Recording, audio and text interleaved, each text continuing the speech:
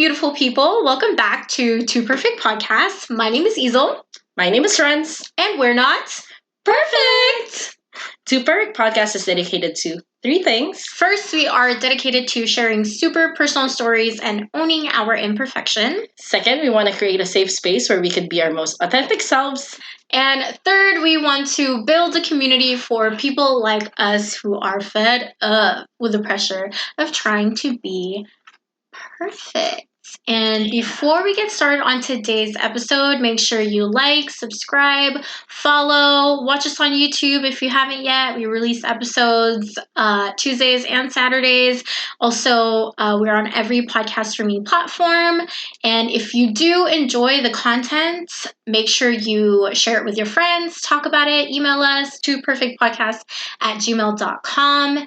And yeah, let's get it started. So today's episode's super special because Renz is 30 now. Woo! It's a new decade. Crazy. The last time she wasn't 30 and now she is. Now I am. Do you have any new wisdom for us, Renz? Now that you're 30? New wisdom. No. Have you reflected? Have you been like, it's a new decade for me. Like, what's it like? What's it like? It's like the same one before. But no, it does feel a little different. It does feel like. Have you reflected though, like for real? Like my last 30 years? No, just after your birthday, did you do any reflecting or anything like that? Or you haven't really thought about it? I haven't really thought about it. It's still kind of like in the process. I think there's just a lot of like catching up to do, like after my birthday, because like it's still kind of happening, like after my birthday was like last Tuesday. No, I'm sorry. I meant to say it was my birthday last Tuesday. And then on that week, it was still like celebration. And then after that, it's like clean up, recover, clean up, recover. Exactly. Yeah. So I have still just been on that space where I just have to catch up. So I haven't done like a really deep reflection. I think I went through a little bit of like just like another crisis because it's like, oh my God, I'm 30 now. Like I feel like I should. This is it. Let's make this one count. So I just want to just make some more moves, just be doing what I need to do and just trying to achieve dreams this year. You know what I'm saying? She said achieve dreams. Let's go! Like, what kind of dreams? Just starting small, with just launching some merch eventually for us and for just, my own sticker store and stuff like that. And then getting a job to finance said store. Yeah. Okay.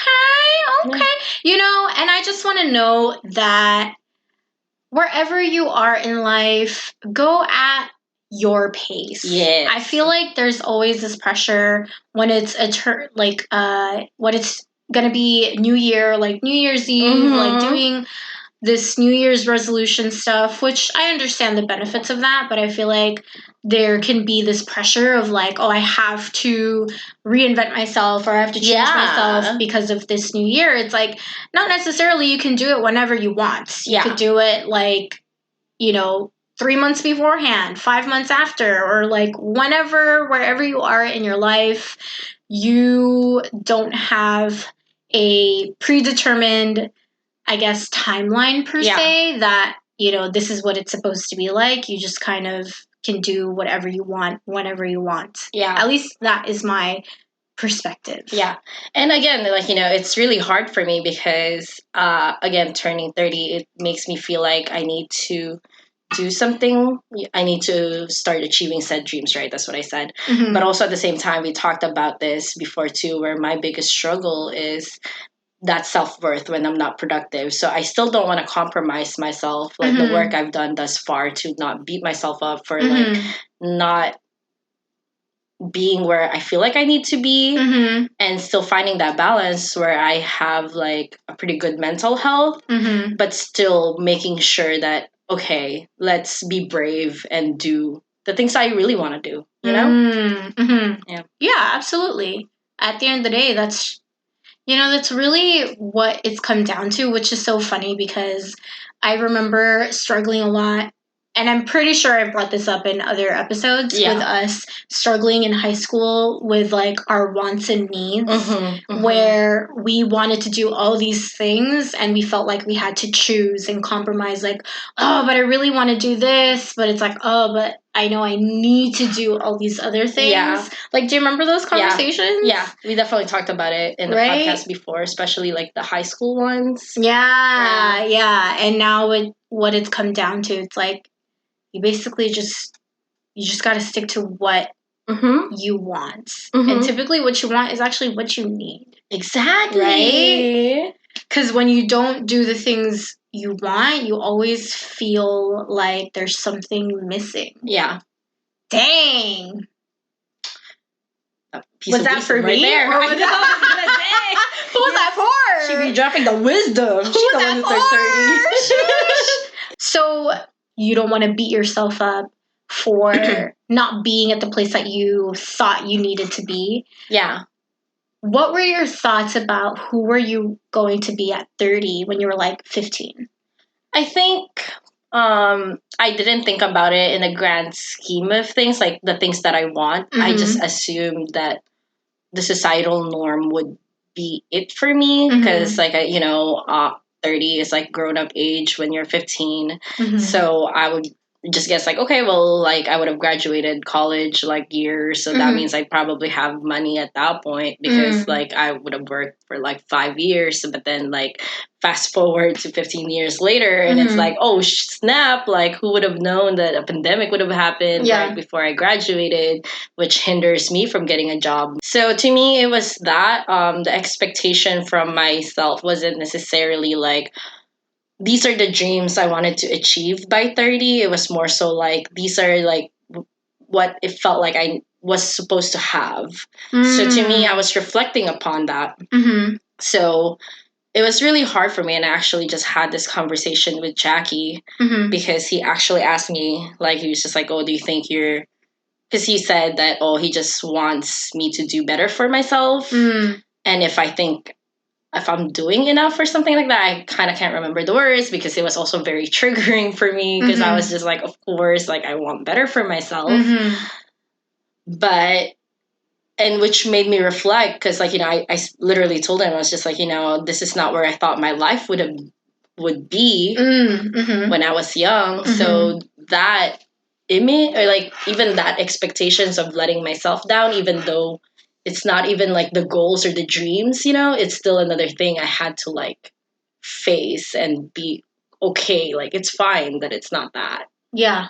Because I feel like when I was a kid, I was very much go with the flow.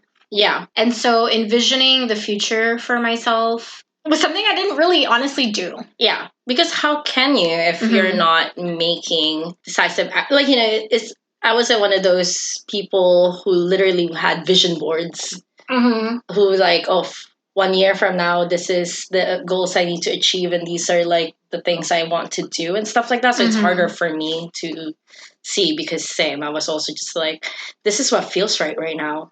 This is like what I want to do right now. So this is what I'm gonna do. Yeah. But I know with like seeing my little brother, he was that kid that was like, oh, I'm gonna be a doctor, and he was saying that for a very young age. Forever. And so it's like, I didn't really have that kind of mindset. But I guess in that sense, you're just really only pinpointing a career choice. And that doesn't necessitate the type of lifestyle or the type of person you are going to be, by a certain age. It's just like, oh, that's a career I want.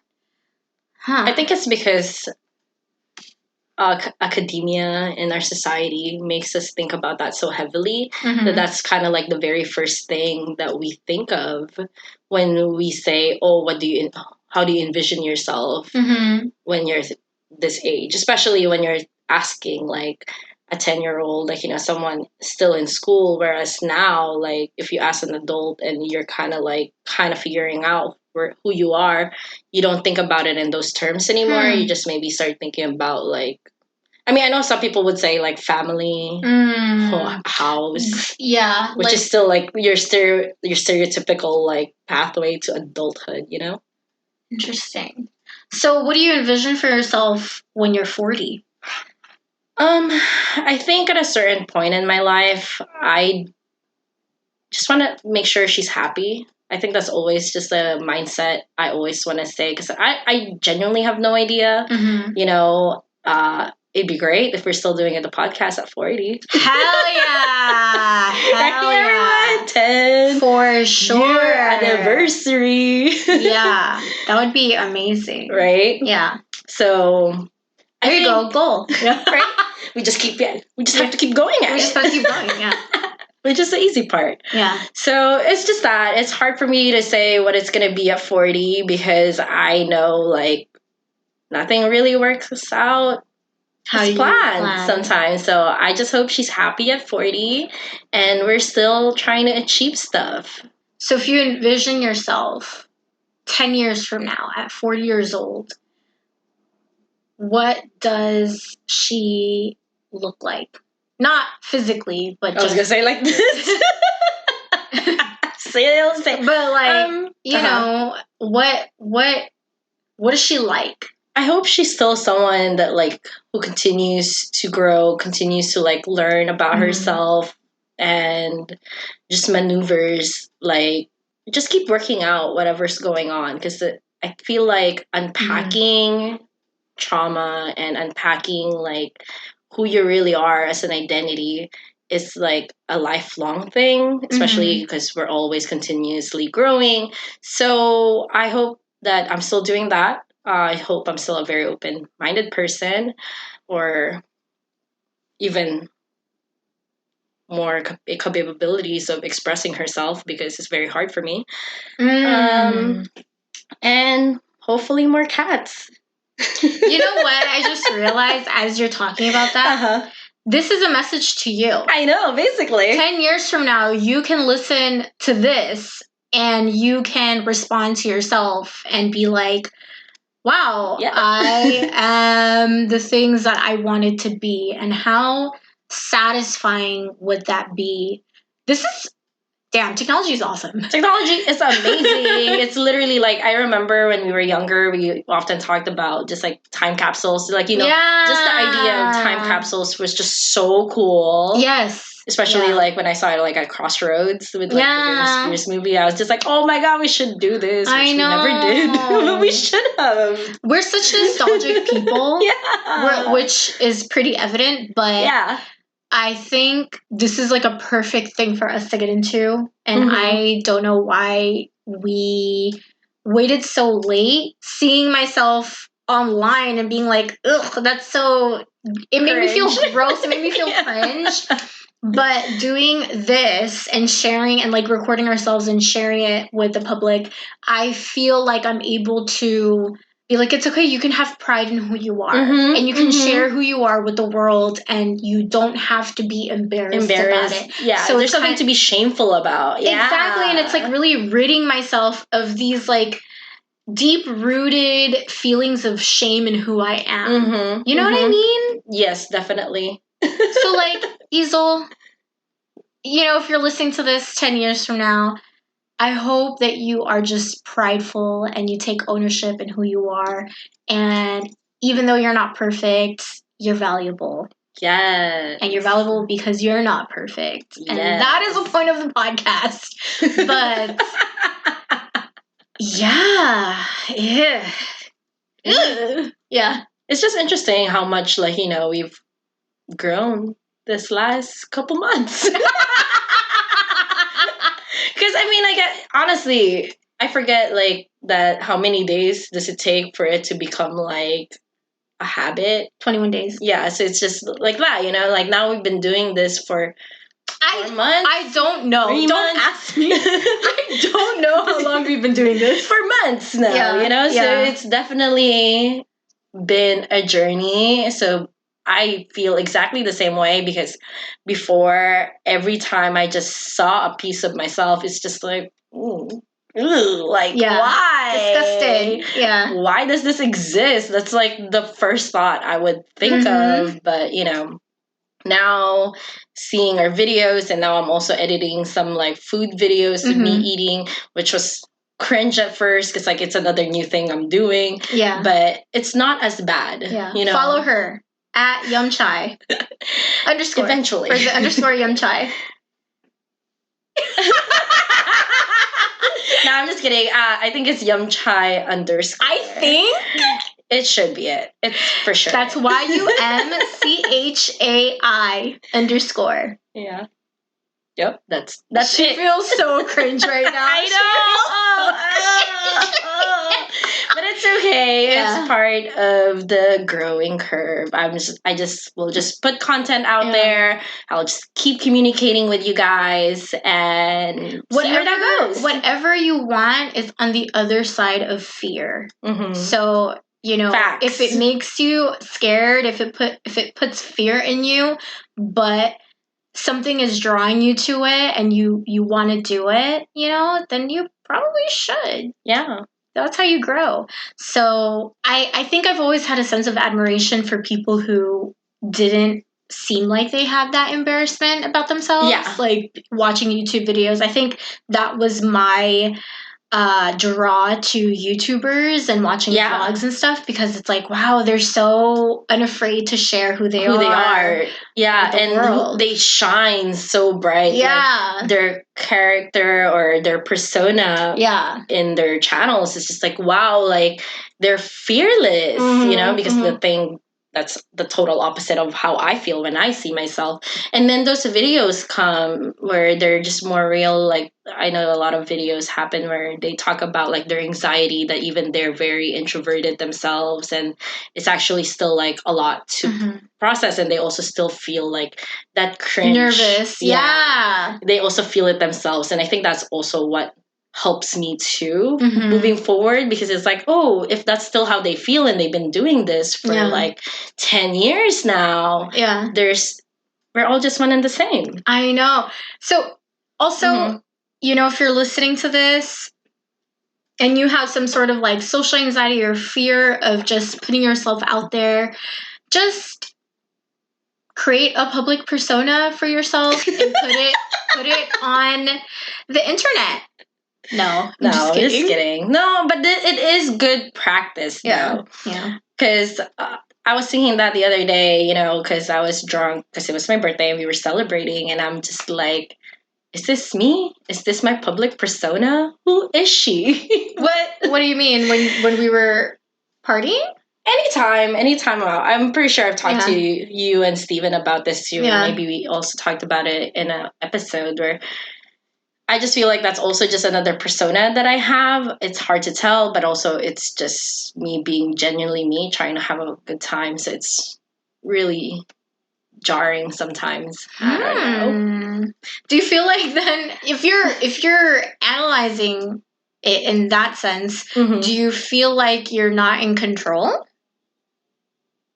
Because you're like, oh, who is she? It's like, I mean, it's you. So it's like, is it not you? Who's it supposed to be? Like, right. That's what I asked myself, because obviously it's me. It's a version of me that is letting go of the uncomfortableness of like usually I'm the type of person back then to just not speak at all in public settings, because I'm just like deathly afraid to make any comment. But now it's just like I just let it go. So I think it's just very different to how I used to be to who I am now, that when I sit back and I'm not that, like, I took off that like social person, I think of like what I did the night before. I'm just like, it's interesting because it's just so different who I am by myself and who I am with just my close friends and who I am with just like an ample amount of people, that it makes me feel like, who is she? But at the end of the day, I know it's me. It's all you. It's all me. Yeah. I love seeing people who are just one and the same everywhere they go. I think that is just so, watching people like that who are just so genuinely themselves all the time, and then you don't really see like a switch up per se. They're fascinating. They're fascinating to me because I am not like that. Yeah, so same. I have to switch who I am depending on where I am and who I'm with. So yeah, I totally get that. Man, growing old. Now you have 30 years to look back on. Right. And how many of those 30 years I remember? 5. I'm just kidding. Really? No. Like, I remember some, but it's just always so interesting how, like, even some things comes back to you, even if you don't, like, you know it. Yeah. But you haven't revisited that memory in a while. Something happened yesterday that made me feel that way. I forgot what it was now. Because I remember being a child and I would ask my parents question, especially my mom. I'd be like, oh, what was this like, when you were my age? Like, I'd be going through something and then I would ask her, like, oh, that's nice. Did you also feel have this? Way? Yeah, not feel this way, but go through something like this. I remember asking her that around like 8 years old, 7 years old, and things like that. And my mom would always like kind of laugh and be like, I don't remember. No, I just don't remember. She's like, she looked at me like, you have to understand, I have this many years of life.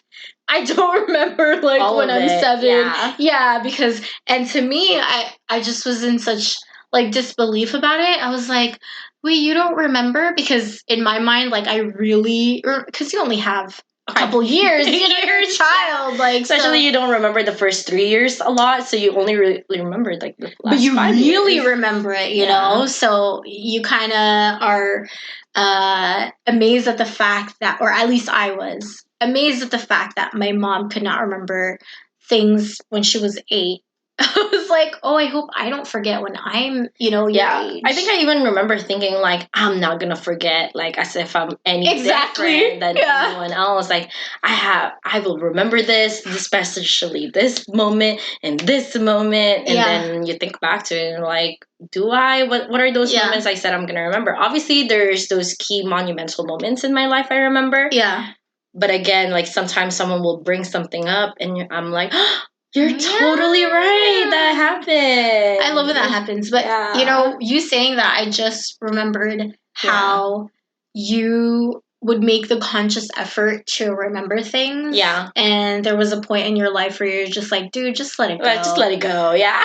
Just let it go. You need the space. You're running out of space in here. Like, you need to let go of some of this old stuff so you can make more memories. Remember facts about work because I started working that time. Yeah. So it's like there's just a lot to like juggle, a lot to like keep up with. So it's just like something's got to go. And that's why it's nice that, you have other things to help you remember, like these podcasts, like my Google Docs from high school. I love technology, dude, because you know what? My journals. Yeah.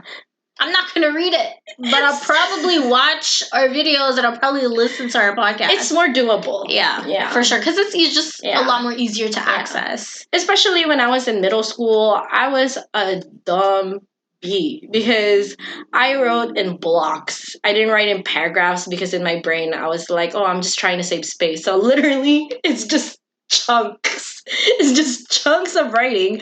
I remember I wrote a book. It's like a fan fiction. Mm-hmm. And it's in like those like notebooks, right, with the spirals and stuff. It's the 8x11 probably the size. And literally it's just one big block of writing. No new start paragraphs, even if it's in quotations and they're talking to each other, it's like next to each other. It's chaotic. It's chaotic. It's bad writing. It's bad. So I know for a fact that I will never, ever, ever, ever, ever read it because I made damn sure that no one would want to read it because I designed it that way. Wait. And it's a full ass notebook. You wrote horrendously on purpose so nobody would read it. That wasn't the purpose. Oh, okay. Wow. You know what? I wish I would have thought of that. because I kept having to buy new notebooks and new notebooks. It's kind of crazy how often we used to create. Yeah. Right? I was thinking that the other day because, like, you know, now we're creating other types of content and I wanted to draw. And back then, nothing would stop me. I would just make. I would be drawing all the time sometimes. Yeah. And now it's like, you'd be lucky if you see a drawing from me this month. Honestly, though, like, I remember not being able to part with my sketchbook around 6th grade. I would draw in class. Even, like, the years passing, like, I'd be doodling. I'd just be... There's always something. There's always something. But as the years have progressed, growing old, which is kind of the topic of this episode, you kind of stray away from the things that you really enjoy, that you really like. Yeah. But I guess at the same time, you're also discovering new things that you like. Yeah. Like drugs and alcohol. Yeah, and you can't compete with drugs and alcohol. And boys. You really can't compete with those. Yeah. Oh, no, I'm just kidding. But they are distracting. Interesting.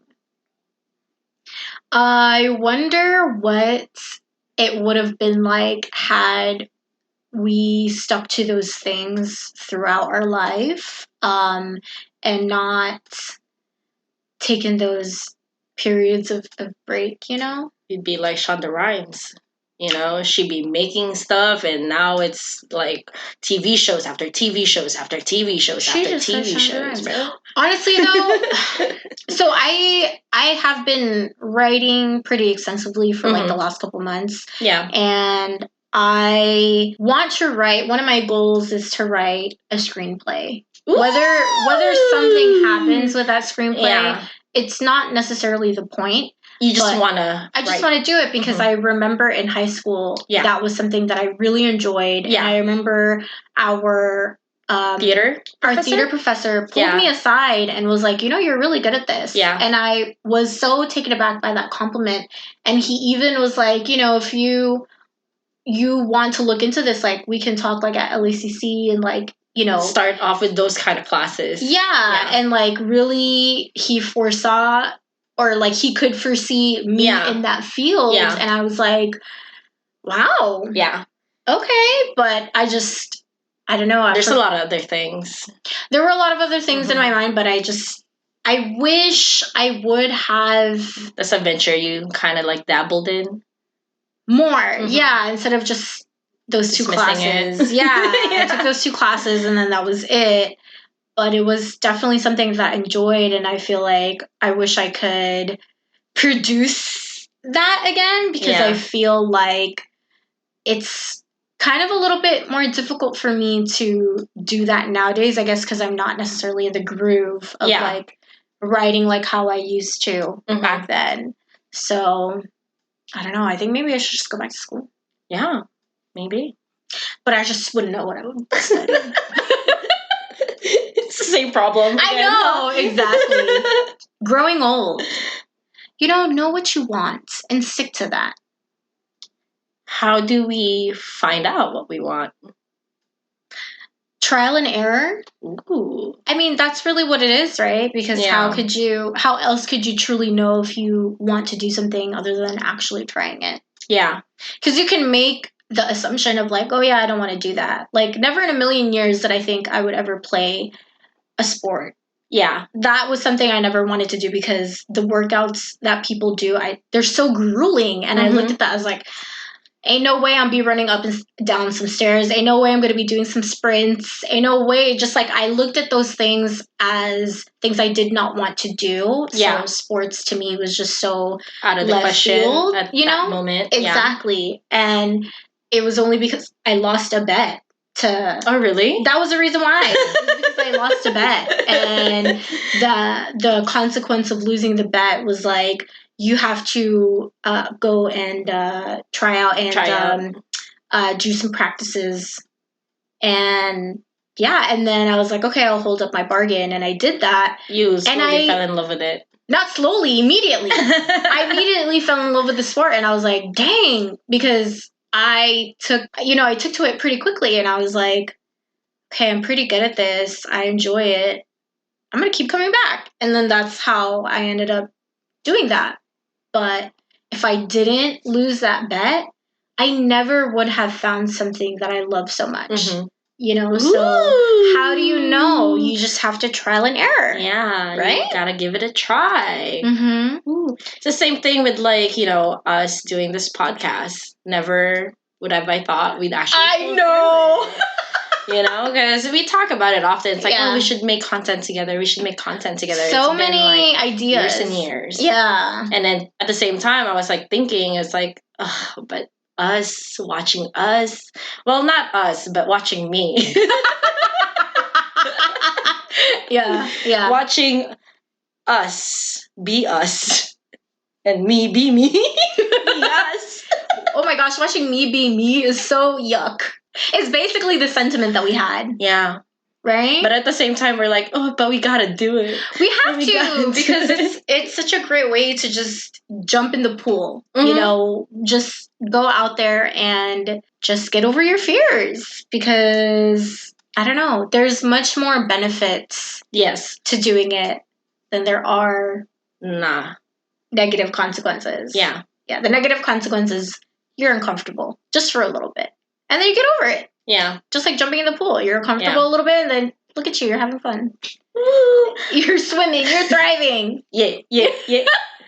I would say that is one of like the biggest thing I learned in just like the last decade. Because like entering my 20s, you know, being that 21-year-old, I just remember like, I mean, throughout all of my younger years, I was just scared. I just didn't want to put myself in like uncomfortable like situations. And in your 20s?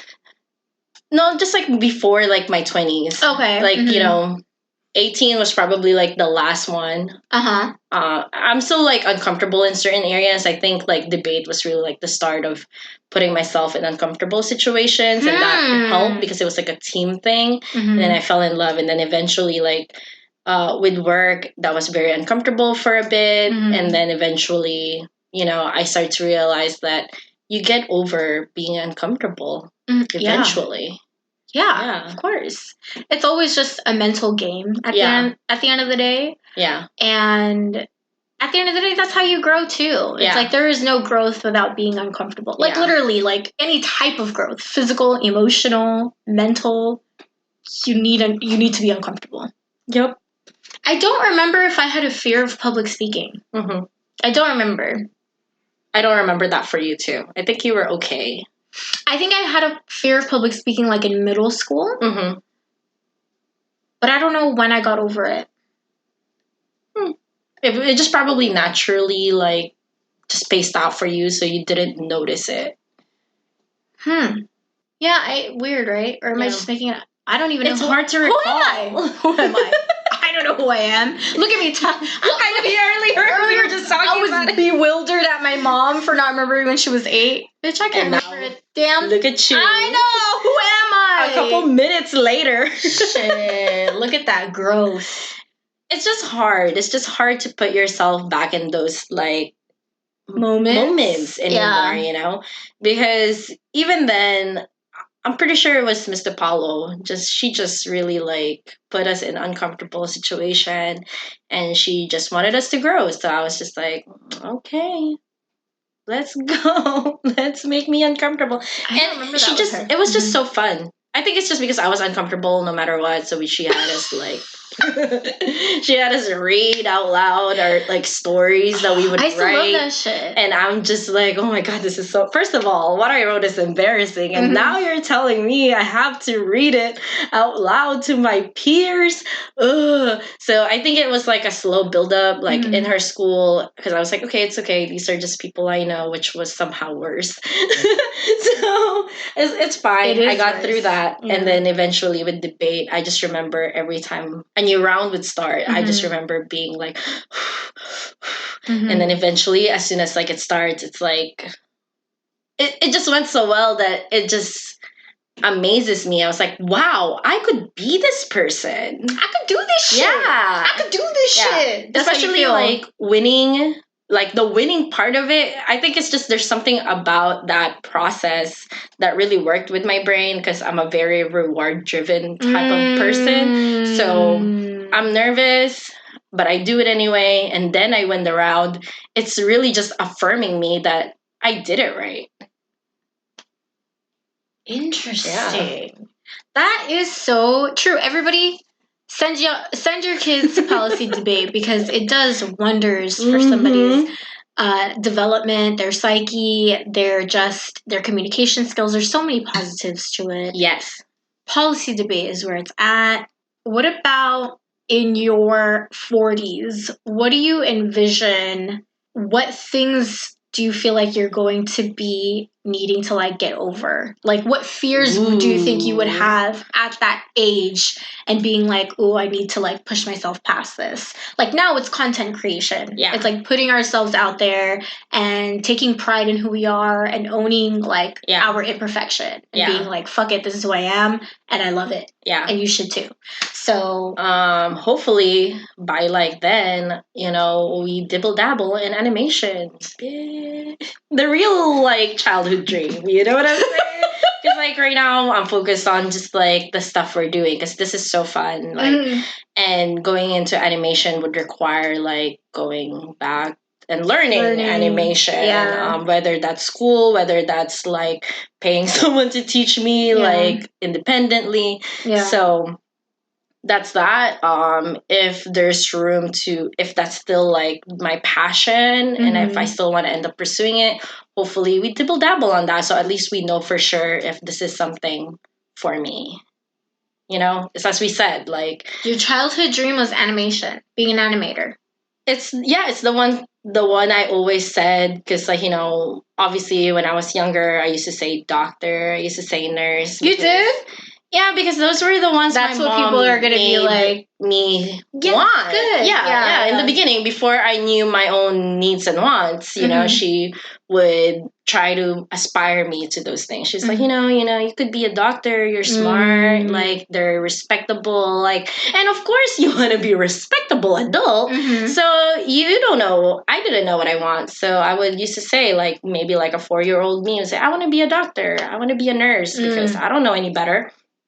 But I don't know any better. Yeah. I just didn't know myself. So eventually, you know, anime entered my life and and Disney entered my life and I was just like, wow, this magic that I feel, I want to make this magic. So that's when I started saying, I want to be an animator. What age was that? Probably like 6 or 8, like, you know, before the double digits, probably. Oh, so young. Young. Yeah, because cartoons has always been like a big part of your life. A big part of my life. Maybe I didn't say it like right at the get because I do remember started saying it. I remember learning the word animator when I was in first grade or something. What is that? Like 8? First grade 10? Is 7, 6. Yeah. 6, yeah. Yeah. So it's around that age when I started using that word because it's when I learned it. Because I love drawing and I remember talking to someone who drew a lot too. And then she said, oh, I want to be an animator. And I was like, does that mean like you work with anime stuff? And then she said, yeah, you animate. And I was like, that's what I want to do. Yeah, that's when I remember thinking that. That's what I want to do. Do we know any animators from school? No. From the DMHS? Just in general? In general? I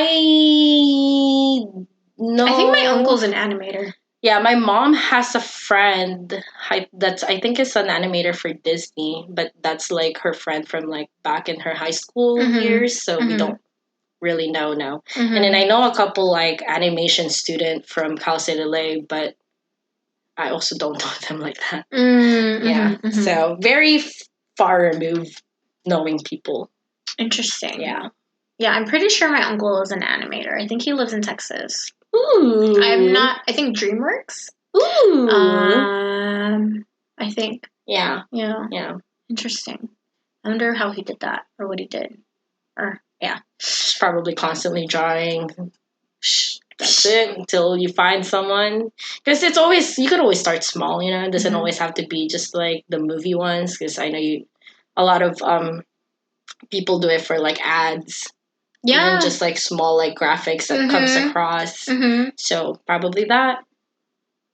Interesting. Who knows? If you guys know, please let us know. Let me know. Because I want to get there. Yeah. 10 years from now, we want to listen to this and laugh and be proud or be embarrassed. Yeah. Just one or the kidding. other. But either way, I'll get over the embarrassment part. So, okay, I think the question was like, by the time you're 40, what is going to be the thing that you are trying to get over in terms of like your fears? And you said it's going after being an animator. Yeah. There's definitely Does that give you chills? A little bit. No. A little bit. I think it's just like, you know, it's just like since I didn't go to school for that, I don't really know anything about animating. So there's just a lot of fears because, again, there's a lot of like not knowing. And that's usually where it stems from, right? Yeah. So I think it's just that. And that's the reason why like I said it. So hopefully at that point of my life, we are at least trying it out. You know what I mean? So at least we know for sure, is this something we want or is this something we thought we want, like being a doctor? Oh, but no one was telling you to be an animator. You chose that on your own. Facts. That's so exciting. We get to look back and be like, did we uphold this? I'm going to send it to you when you're 35. Send this episode to you. I know. This clip specifically. Just so that like, part. Get on it. Get on it. Get on it. I think a big part growing up is always creating something that you look forward to.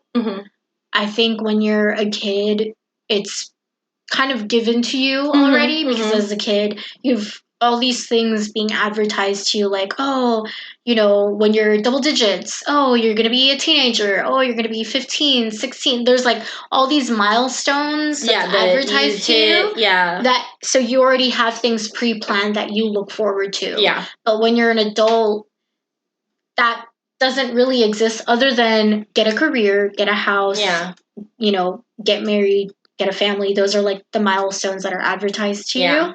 And that's what you start to look forward to. But what if you don't want those things? Yeah. Right? So it's like you have to create the things that you look forward to on your own accord. And, you know, that's based on like what you want. So, yeah. That's, I think, part of growing up that I've realized is I need to be the one creating what I want to look forward to. Yes. Because it's not going to be done for me anymore. Exactly. And if you have nothing to look forward to, it's like you're not really living, you know? Yeah. And you're just like this husk waiting. Waiting, just like time, no QT, just tea. Yeah. Just time passing you by and just kind of waiting for life to happen. And it's maybe some people like that. I don't like that. Yeah. But that's why I was saying that, you know, for growing old, create the things you want to look forward to. Yeah. Because I definitely started to feel that way. Because, like, you know, back when we were younger, there's always like an arc, as you said, you know, especially because of the school system. Like, ooh, work of school, and then you get summer break, and then it just feels like a start, a fresh over, and then you do it all over again, and eventually you graduate, and then you're just like, that's not being done for you anymore. You have to do that for yourself. Yeah, I feel like this happened a lot to like everyone who did like, you know, the going to college and higher education and stuff. Like after college, they get lost of what to do. That definitely happened to me. You know, it's like I'm not sure what to do next, and you end up being in that pitfall of like just not doing anything. Obviously, it doesn't apply to everybody, but that definitely happened to me. So it's just as she said, as you said, like you just gotta make it for yourself. You just really gotta figure out what you want to do, or at least what are the things you want to try.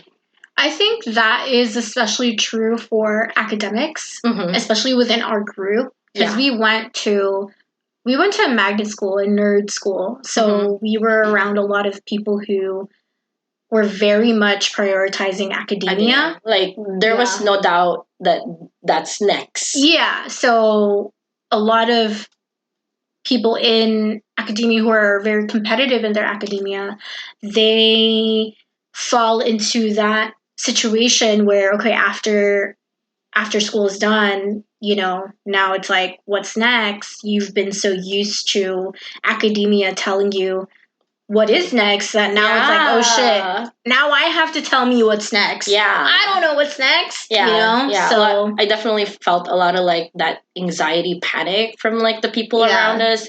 And even like, where I feel like some people, they just have to commit to something. Mm-hmm. So then they get in their major, right? They get their degree and then they end up getting their job and then they realize like, oh snap, this is not what I want. Yeah, like this is not bringing me joy, and they kind of had to like do that all over again just because they were just maybe just caught up with just the whole like the academia part of it all. Absolutely.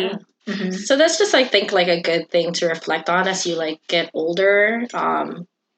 Just how do you take care of yourself? What do you want for yourself? Because at the end of the day, that's what you are here for. Do you feel wiser? Some days. Some days I'm stupid. Yeah. I would say I feel at least a little wiser. I feel like I have a better understanding, or at least sometimes I know that I don't know everything, and that I think that helps me have better perspective. So that makes me feel like I'm at least a little wiser than who I used to be. What is always a trip for me is thinking about how wise I thought I was when I was younger. I think around like middle school, I had this idea that I had myself figured out.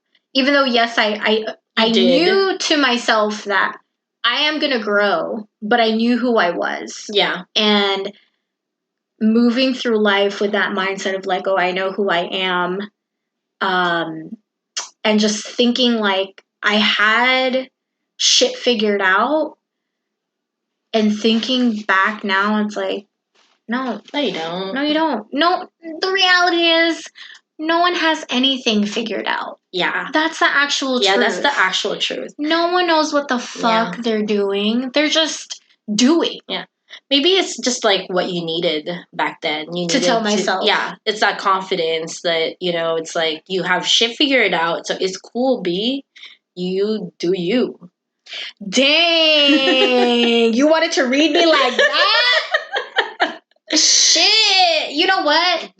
That's so fucking true. I needed to comfort myself to feel like I was in control.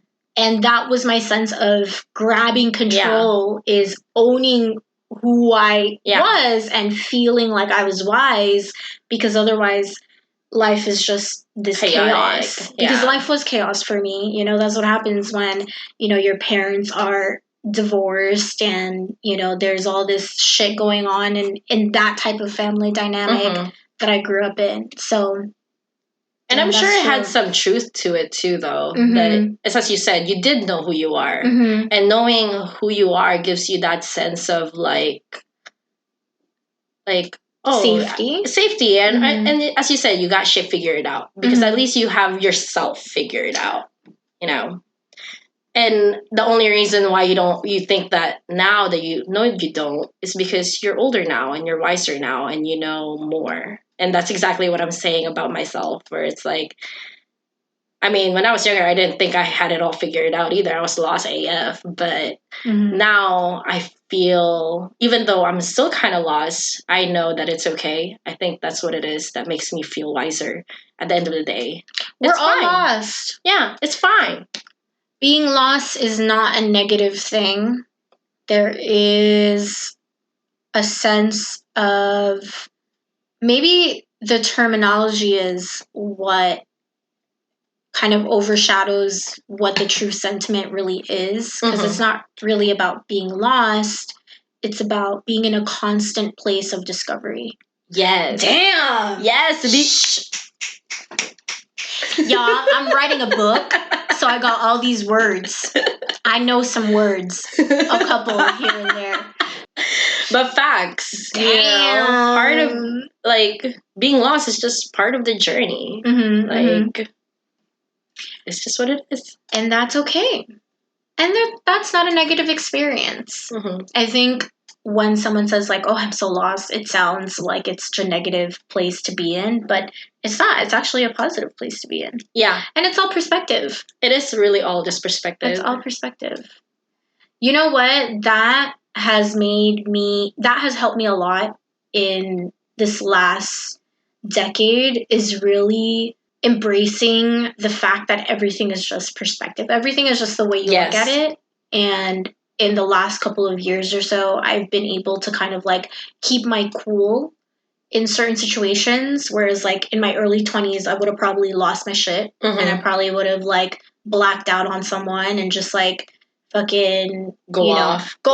Yeah. Cause definitely I kind of have that type of personality, even though I'm pretty chill, but I definitely feel like I had the capability to go off on anyone. Yeah. If certain situations, if certain situations presented themselves, I feel like I definitely was a person that could go off on people. But I would say in the last like 5 years or so, 4 years or so, the idea that everything is just perspective has allowed me to kind of just cool down. So before like freaking out or before going off on someone, I've just been like, just change your perspective. Yeah. You know, you don't have to go off. You could just look at it in this light. And then things are okay again. Yeah. Oh, tear. Wow.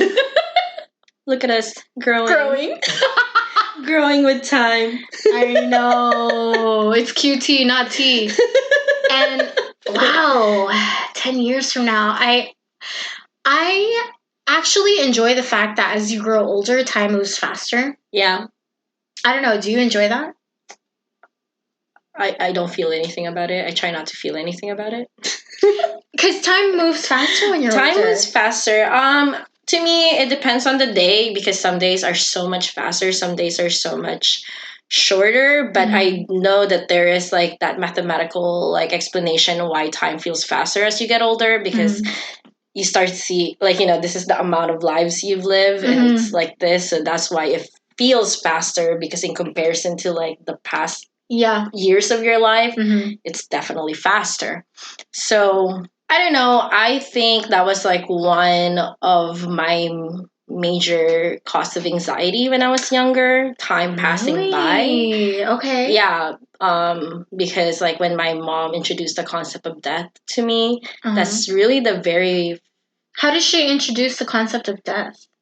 Honestly, I don't know. We were just chilling one day. Maybe she's reflecting. I was young. I was like maybe 4. I don't remember. But we lived in like my grandfather's place at the time. So if anyone's watching and you know how old I was back then, that's the age I was. Let me know. Yeah. But anyway, we were like cuddling in bed, and she just told me, you know, someday, like, I'm not gonna be here anymore, and things just have like an expiration date, basically. And she's talking about that, and I just remember getting like the worst stomach pain with like ever, and I'm just like, oh, I don't feel good. I'm crying and stuff. She's crying.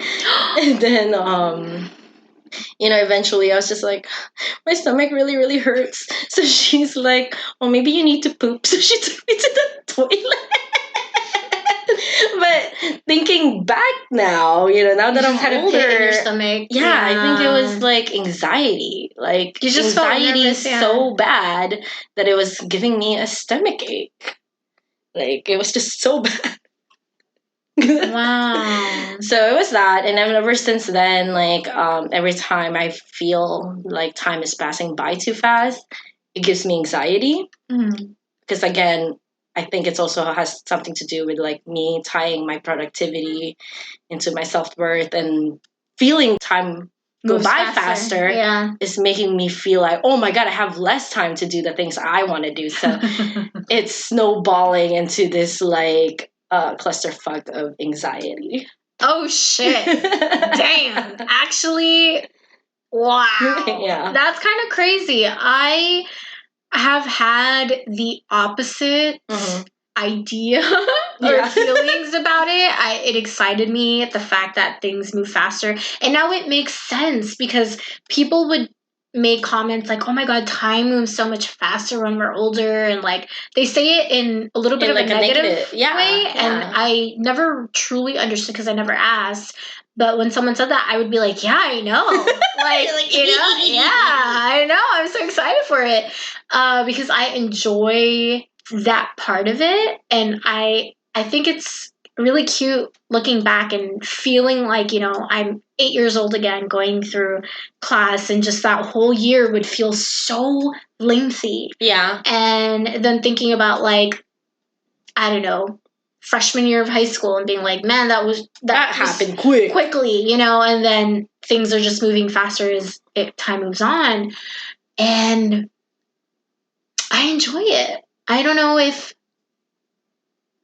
maybe it's because I'm ready for the ride to be over. I was gonna make a morbid joke. I'm ready for this ride to be over. Yeah. You know, I've been ready to go, you know. So I think it's because of that. I've always accepted death at a very young age, and it doesn't give me any anxiety to feel like my time is going to end sooner rather than later. And I'm thinking for like maybe other people, I mean, it doesn't give me anxiety. That's good. Yeah. Yeah. Wow. Each to their own.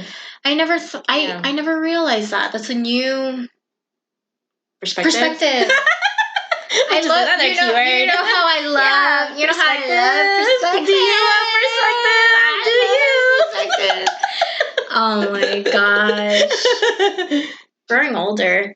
I love it. I thoroughly enjoy getting older. Because new perspectives. Yeah. It's the only way you can gain them.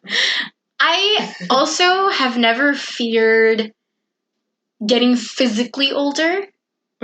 I think that is something I heard growing up from like my aunt, my titas, my mom and stuff about like it's a fear of like physically looking older. I'm not scared of that. Are you? No, because I always thought myself was ugly, so it's like at that point, it's cool, bitch. If anything, you might be cuter as a grandma. Old people are so cute. Old people are so cute, and I always thought that. So to me, I also wasn't scared. Like I remember, I think I had a couple. Someone told me it's like, yeah, this would be probably prime for your age to start putting like the stuff. creams and stuff to age, whatever. To age like slowly or whatever. And to me, I was just like, I don't want to add on to my nightly routine. My nightly routine is so low effort. Yeah. And I don't mind. And even like before, I used to get super uncomfortable with how dark my under eyes used to be. And that was like the main thing I used to hide with makeup. And ever since, I don't know, the last couple of years, that's just one of the things I also stopped caring about. So a big thing with my family was like white hair and how they just were like, it was like they were allergic to it. It was like a thing. Really? Of like, so every time they see it, they'll just get their hair dyed? Always. Like that was such a big, I don't know, like no. I don't know. And I always thought like, I think white hair is so cool. It's so beautiful. Yeah, that's what I thought too. The way that I look at it. I just can't wait for my ability to grow all white hair. And then I can have like all like fun colors. That's and, also like, fun what I'm thinking. Right? Because that's the primo time to get the pastels, bro. Yeah.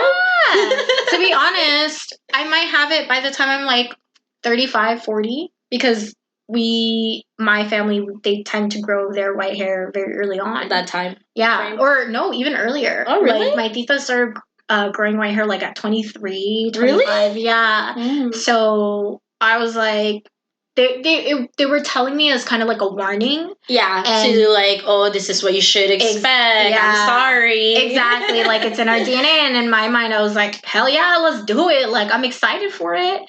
And I didn't really get that, but I know it's coming. And so I'm more excited for it. I'm like, yeah, let's go. Let's go. Let's see what it's about, you know? It's sprinkling. Or someone's throwing water at the window. I know, right? Because I'm waiting for another splash. But it's pretty gloomy. You know? I'm pretty sure it is like a light just sprinkle Drizzle. of water that just passed by. And it will probably rain later, which I love. I could use a little down. I know, because you know why? We're some nostalgic ass bitches. And the rain is nostalgic, so now we can just be all up in the nostalgia, like, woo. It just fits, you know, because, like, again, like I said, I'm in, like, just that cleaning and rest vibes. It's like, you know, I'll clean a little bit because I have nowhere else to go. It's gloomy outside. It's perfect to stay home. Get some hot cocoa, like, you know, my tea hot. Put on an old movie, rom-com. Something. Yeah. I was on I think I was on Amazon Prime the other day, and then I was talking about Drive Me Crazy, and then I was like, I was asking Jackie, I was like, have you ever? No, actually, he started a show which has that guy, and I was like, that guy is familiar to me. I think it's the dude from Drive Me Crazy, and he's like, Drive Me Crazy, and he likes Melissa Joan Hart, so I was like, how have you not seen it? I mean, I guess everyone in our generation loves Melissa Joan Hart. Yeah. She's like one of the it girls. Quintessential of the 90s. Yeah, absolutely. Wow. We gotta watch that. I know, right? It's so good! Because Jackie was like, wait, is it really that good? I was like, well, you know, it's your, like, typical 90s movie. Like, that they don't like each other. And boom, they like each other. Yeah. Which I love. Are you gonna watch He's All That? I think I will, because like we were talking about like, you know, like just the rom-coms and stuff, and I'm assuming this is the other way around, and we were talking about like male rom-coms or like whatever. But honestly, I'm not like excited. I'm not excited. I will just watch it to just like watch it because I saw it. Was it on Netflix? It's trending. Yeah, I saw it on Netflix, and I thought about putting it on, but I was like, you know what? I'll just put on Twilight. I'm just not emotionally prepared.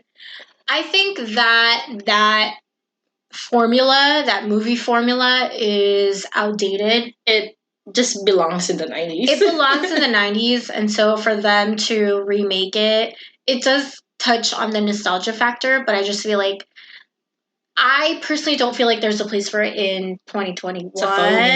It just feels so wrong. Yeah. Right? Yeah. Like, just the idea of it is, like, wrong. Like, really? We're still doing this? Like, you're going to take a guy that is, like, ugly and give him a makeover? And then, bam. I have no idea what this movie is about, but I'm guessing that's what it is. It's the same as She's All That. It's exactly the same premise, yeah. They should at least have made it, like, fit the 2021 I mean, maybe they did. Maybe they did. If they did, that would make it all that much better. I'm just making the assumption that it's exactly the same. But that's just so yuck. Yeah. Like, really? We're still doing that? We should have left that behind. You know what I mean? It's 2021. It's about owning your imperfection. We only look back to things. We don't make new things the same way. Exactly. What the fuck is the point of that? That's not growth. That's insanity. Where's your perspective? Where is your perspective? Growing older, are you just surviving or are you living? Are you thriving? Yeah. But that's pretty much all we have for you guys today. We hope you enjoyed this episode. If you did, make sure you share it with your friends and family. Make sure you like, subscribe, follow. twoperfectpodcasts@gmail.com is our email. And we hope you love yourself. You're authentic and genuine. Peace out. Bye.